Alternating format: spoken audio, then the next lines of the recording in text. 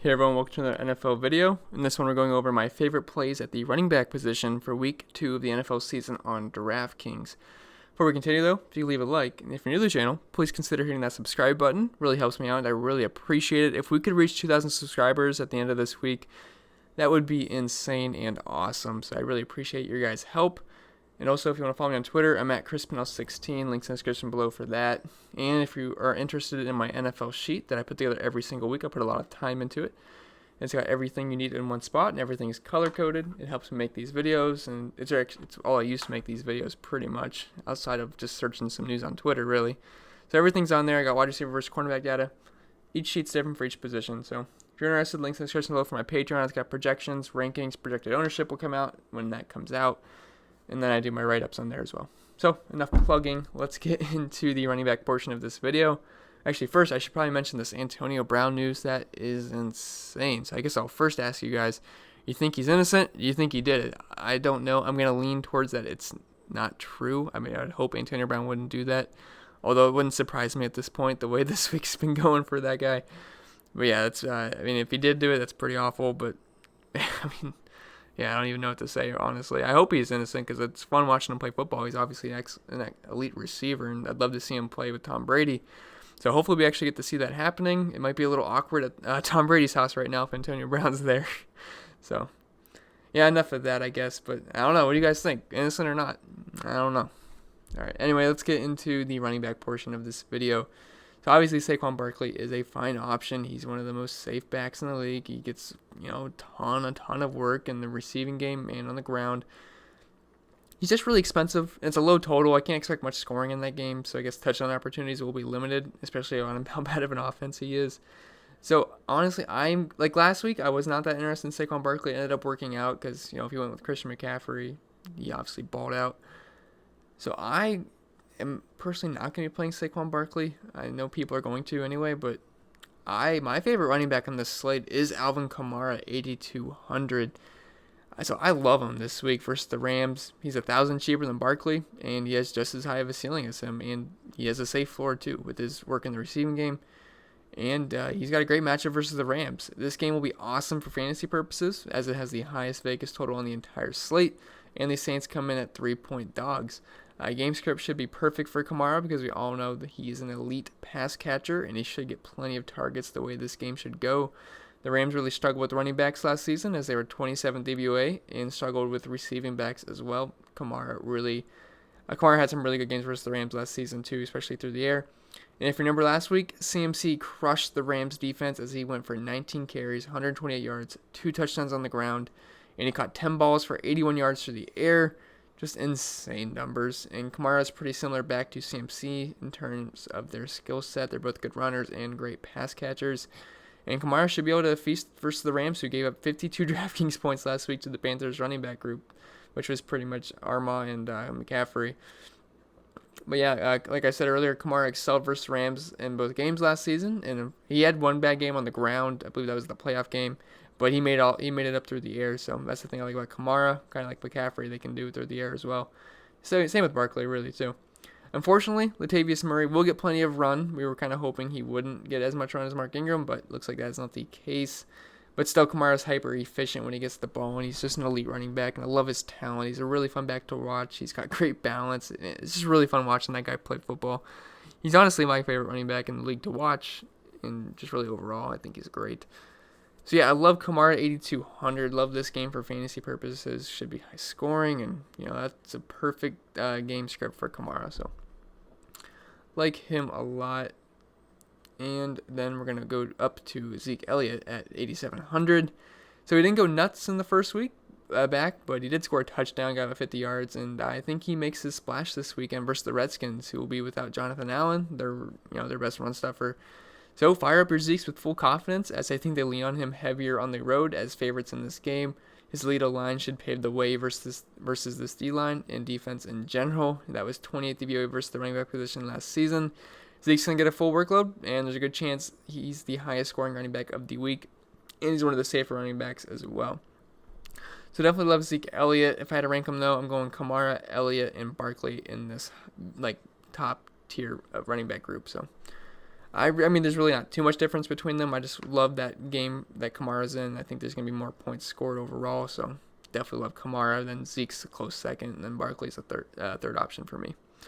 So then we're going to drop down a tier here. So Austin, more in the 6K range, really. So the mid-tier, we have Austin Ekeler at 6,100. Man, I don't know how Melvin Gordon felt about that game because Austin Ekeler made him look very, very replaceable. Ekeler went absolutely nuts week 1 versus the Colts with he was 58 and 1 touchdown on the ground, and 58 yards, I should say, 1 touchdown on the ground, and he had a monstrous 6 receptions, 96 yards, and 2 touchdowns through the air. He looked good and separated himself as the lead back from Justin Jackson as for the Chargers until Gordon gets back. Here he had an insane 177 elusive rating of week 1 per PFF as well. As for the matchup, it isn't the best one, but his usage in this offense and involvement in the passing game makes him relatively safe with a high ceiling.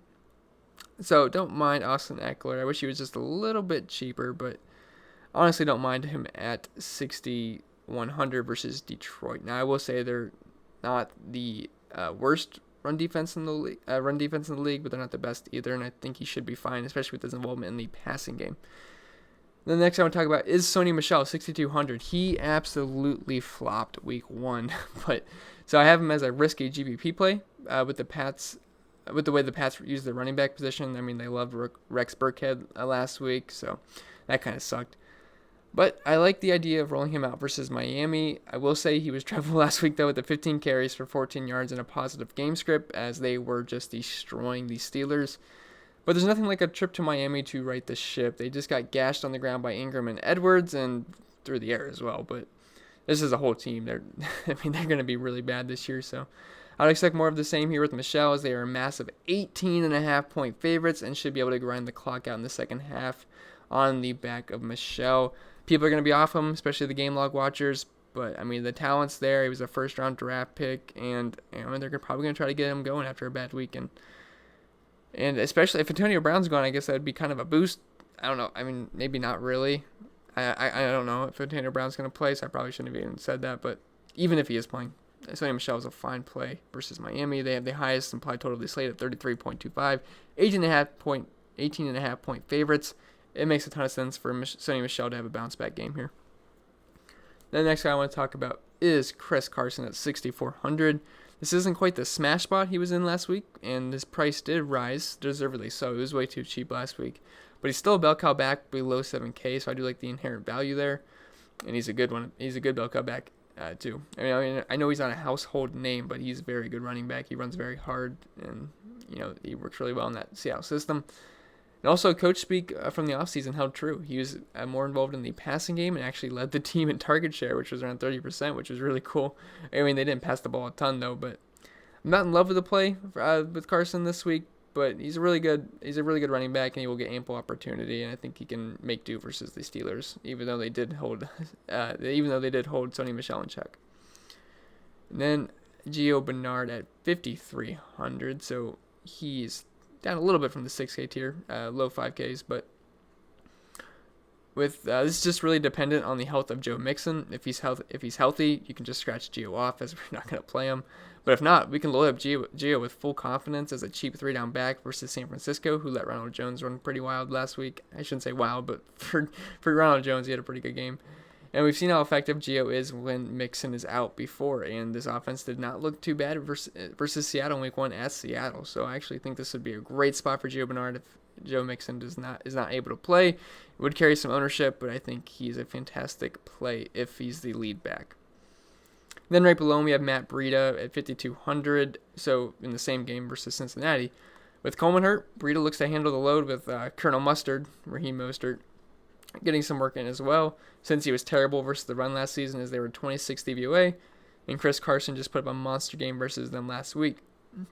And Breida's a good player, just know that he will leave the game with an injury and come back at some point, but he's also involved in the passing game, so I do think Matt Breida is a fine play at 5,200. Then we're going to drop down to the cheap tier, and I think we actually need to scroll down a little bit. Let me make sure I find the guy, 4,700. We have Josh Jacobs at 4,700. He is going to be extremely popular this week, but it's for great reason. He's pretty much the lock of the week, especially in cash games. Pricing came out before he impressed in his debate, and now we get him at an excellent value versus last year's league worst run D in terms of DVOA. They were 32nd DVOA versus the run last season. But I will say I am a little concerned about the potential game script, but I expect him to get a ton of volume. He's also going to be involved in the passing game, even though he had one reception. He looked really good in that one reception last night. He's a true workhorse and a 3-down back, and at this price combined with his talent, we just can't pass this up. I think he's a fantastic play. He looked really good. And then the last guy is going to be Chris Thompson at 3,900 versus Dallas. Geis is gone for the time being, and Thompson will get some extra work, and he's great for sites like Draftkings that are PPR scoring because he's going to get a ton of work through the passing game. He had 10 targets last week, and you should expect more of the same as they should be trailing versus Dallas, and Thompson's going to be on the field a good amount. So anyway, guys, that's all I have for the running back breakdown. If it was helpful for you guys, leave a like below. If you have any questions, feel free to comment as well. And remember to hit that subscribe button. It really helps me out. I really appreciate it. Follow me on Twitter at ChrisPennell16. And if you like access to my NFL sheet and my write-ups, all that good stuff, hit the link in the description below for my Patreon. I will see you guys in the next video, which I think is going to be a lineup building video.